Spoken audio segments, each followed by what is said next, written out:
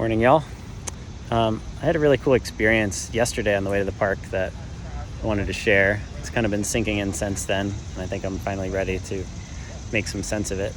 I was walking behind this young white guy, and immediately I just started judging him.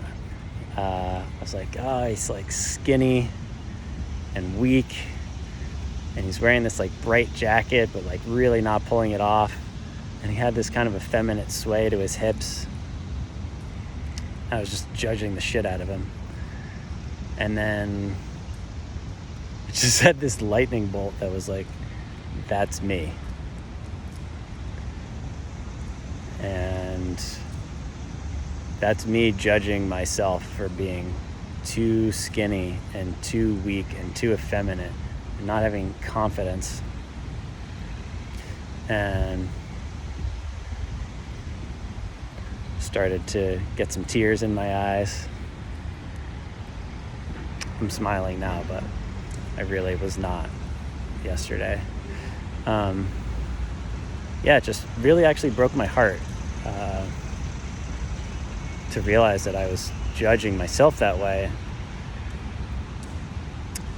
And then I started just seeing other people, all different shapes and colors and sizes, and I just kept saying, that's me, and kind of in that heartbroken, heart open state, I just started actually being able to relate to so many people and whatever their struggles are, their pain.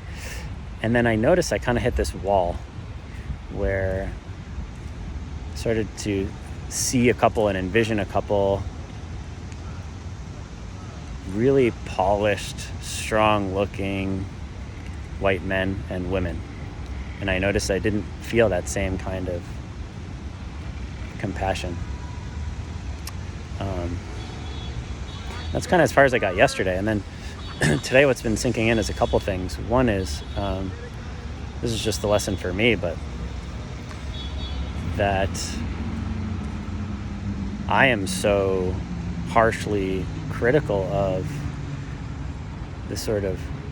the part of me that's so polished and so privileged, has it all, and still struggles so much. And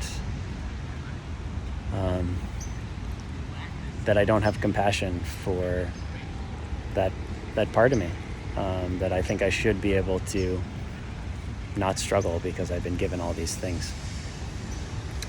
But I think the bigger takeaway and why I'm sharing it is, I think for all of us, as we draw on the motivation so many of us have right now to make a change in the world, whether it's racial justice or politics or mental health or whatever, the places where our compassion ends are the places where we start to feel hatred towards ourselves and project that hatred towards others. And so in order to really, let's say, interact with somebody of a different political view than you in this highly charged moment, I don't think we can do that in an antagonistic way and actually make an impact. It just creates more divides. And I think the useful thing that I found from this reflection was just, okay, if I really want to interact with somebody from a compassionate place, I have to notice the judgments that I have.